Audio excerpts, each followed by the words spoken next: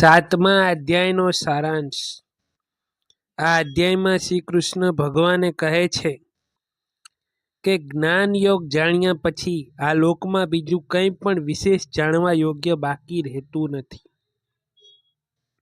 આ સમગ્ર જગતનું ઉત્પન્ન કરનાર, કરતા અને સહકારતા પણ હું જ છું। મારાથી અધિક શ્રેષ્ઠ બીજું કંઈ પણ નથી। જેમાં દોરામાં મણકા પુરાવેલા છે તેમાં સમગ્ર જગત મારામાં પુરવાયેલું છે। મારી ત્રિગુણામત્વ દેવી માધા તરચી એટલે કે ઓળખવી અત્યંત મુશ્કેલ છે, પરંતુ જેઓ મારા શરણે આવે છે તેઓ આ માયાને તરી જાય છે। 4 પ્રકારના પુણ્યશાળી મનુષ્ય મને ભજે છે। દુઃખી, જિજ્ઞાસુ, ધનની ઈચ્છાવાળો અને જ્ઞાની એ બધાય ભક્તો ઉત્તમ છે, પરંતુ જ્ઞાની તો મારો આત્મા છે। જે સરકામી ભક્તને જે દેવતાના સ્વરૂપમાં શ્રદ્ધાપૂર્વક પૂજા કરવા ઈચ્છે છે તે ભક્તોની તેમના આરાધ્ય દેવ પ્રયત્નની શ્રદ્ધાને હું તર્ક કરું છું। દેવોને પૂજનાર દેવોને પામે છે, પણ મારા ભક્તો મને જ પામે છે। ભૂતકાળમાં થઈ ગયેલા, વર્તમાનમાં જે છે તેના ભવિષ્યમાં જે થવાના છે તે સર્વ પ્રાણીઓ, ભૂતોને હું જાણું છું, પરંતુ મને કોઈ જાણતું નથી। હજારો મનુષ્યમાં કોઈ સિદ્ધિ માટે પ્રયત્ન કરે છે, અને યત્ન કરી સિદ્ધ થયેલા યોગીઓમાં પણ કોઈ જ મને સત્યપૂર્ણ જાણતું નથી। સાતમા અધ્યાયનો પ્રારંભ। શ્રી કૃષ્ણ ભગવાન કહે છે કે હે પાર્થ, મારામાં મન લગાડી મારો આશ્રય લઈ યોગ સાધતા તું સંસરિત થઈને મને સમગ્રપણે જે રીતે જાણી શકે તેમ છે તે તું સાંભળ।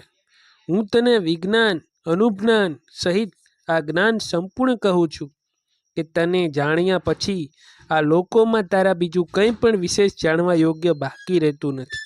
હજારો મનુષ્યમાં કોઈ જ સિદ્ધિ માટે યત્ન કરે છે, ને યત્ન કરી સિદ્ધ થયેલા યોગીઓમાં પણ કોઈ જ મને સ્વરૂપ જાણે છે। પૃથ્વી, જળ, અગ્નિ, વાયુ, આકાશ, મન, બુદ્ધિ અને અહંકાર એમ 8 પ્રકાર વહેંચાયેલી મારી આ પ્રકૃતિ છે। મારી આ પ્રકૃતિ અપરા જળ છે, પણ એનાથી બીજી મારી ધરા ચેતન પ્રકૃતિ છે। તેને જો જીવનરૂપ જાણે કે જેના વડે આ જગતને ધારણ કરાય છે। સર્વભૂતો મારી આ 2 પ્રકૃતિમાંથી ઉત્પન્ન થાય છે એમ તું જાણ, અને સમગ્ર જગતને ઉત્પન્ન કરનારા અને સંસ્કારન પણ હું છું। હે ધનંજય, મારાથી અધિક શ્રેષ્ઠ બીજું કંઈ નથી। જેમ દોરામાં મણકા પુરાવેલા છે તેમાં સમગ્ર જગત મારામાં પુરાવેલું છે।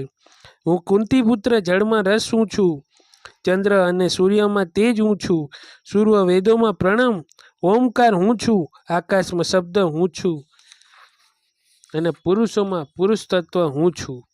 વળી પૃથ્વીમાં પવિત્ર સુગંધ અને અગ્નિમાં તેજ હું છું। સર્વ પ્રાણીઓમાં જીવન અને તપસ્વીઓમાં તપ પણ હું છું। સર્વભૂતોનું મૂળ અને સન્માંતન બીજુંનું મને જાણ। બુદ્ધિમાનની બુદ્ધિ એને તેજસ્વીનો તેજ પણ હું છું। કામ અને રોગ વિનાનું ભગવાનનું બળ હું છું, અને પ્રાણી માત્રમાં રહેલા ધર્માનુકૂળ જે કામ અનપાન આદિની ઈચ્છા છે તે પણ હું છું। વળી જે સાત્વિક, રાજસિક તથા તામસિક ભાવી છે તેઓ મારાથી ઉપજેલા છે એમનું જાણ। વાસ્તવમાં હું સર્વસ્ત્ર હોવા છતાં તેઓમાં હું નથી, પરંતુ તેઓ મારામાં છે। આખું જગત ત્રિગુણમય એ ભાવોથી મોહિત છે, માટે એ ગુણોથી પર અનેક અવિનાશી એવા મને કોઈ જાણતું નથી, કેમ કે મારી આ ગુણપયી દેવી માયા ઓળંગવી અત્યંત મુશ્કેલ છે। પરંતુ જેઓ મારે જે શરણે આવે છે તે જ મારી આ માયાને ઓળગે છે। માયાને જેમનું જ્ઞાન હરી લીધું છે, ને અસુરી ભાવનો આશ્રય કરનારા એવા દુણાચારી તથા મૂર્ખ નરોધમા